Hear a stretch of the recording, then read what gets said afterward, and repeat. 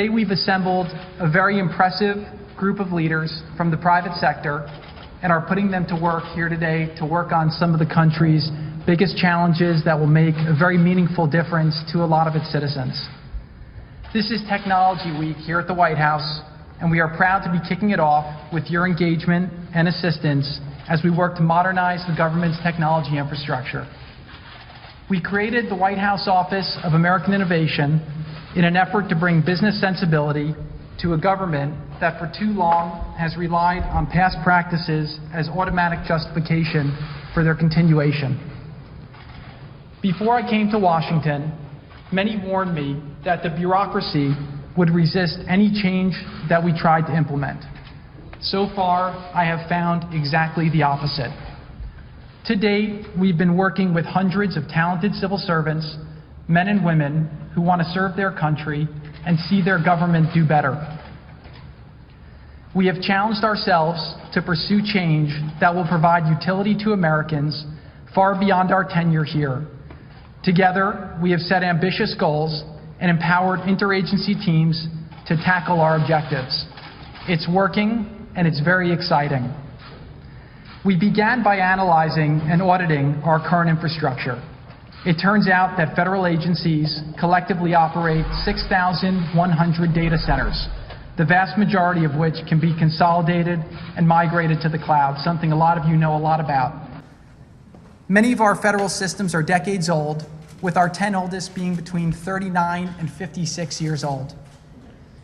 The Department of Defense, for example, still uses 8-inch floppy disks on some of its legacy systems.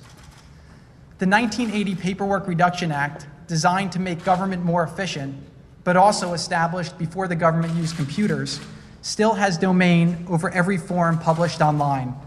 This requires a 6-month review and a rigorous interagency process to approve any changes that can be made on a government website, regardless of how minor they are. This traps thousands of processes and paperwork and prevents routine improvements, optimization, and often innovation. The VA has 532 forms on vets.gov, the majority of which are not accessible by modern browsers. Most services still use paper forms, including 90% of healthcare applications and 86% of claims. Our veterans deserve better, and that's what we are going to deliver. Civilian agencies maintain over 1.6 million email addresses via on-premise servers, which are maintained by over 40 different contracts, paying on average $20 per user per month. Agencies that have migrated to cloud-based email have seen these costs reduced to as little as $3 per user. Our goal here is simple. We are here to improve the day-to-day lives of the average citizen. That's a core promise, and we are keeping it. Together, we will unleash the creativity of the private sector to provide citizen services in a way that has never happened before.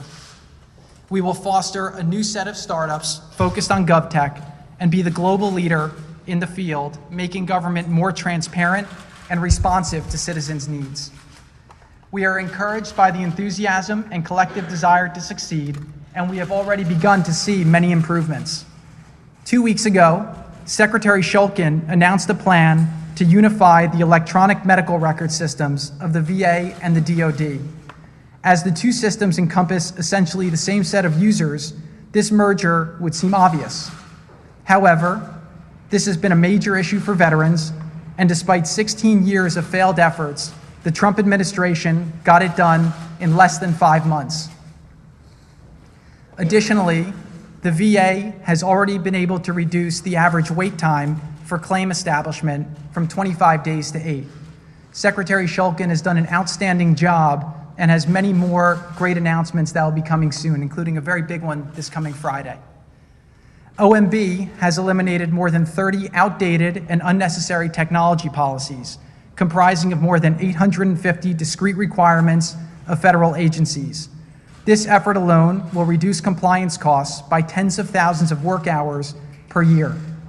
For example, until last week, the government was still requiring federal agencies to check software for Y2K compliance.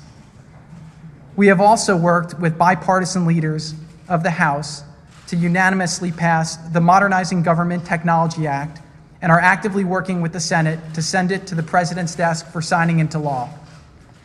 A conservative estimate has our government's technology spending at over $80 billion a year annually.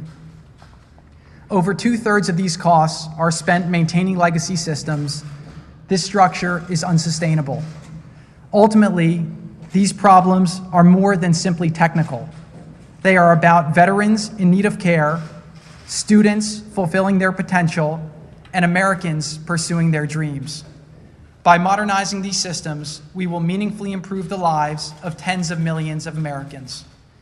Thank you all for being here today and for participating in these sessions, and we hope that in the coming weeks we'll be able to announce a lot more very exciting successes that will make this country better for everybody. I now want to turn this over to Chris, who's going to go into more detail on the different sessions and give you more direction on the rooms we'll go to and how we'll evolve over the next couple hours. Thank you again for being here, and we look forward to working with you and achieving great things.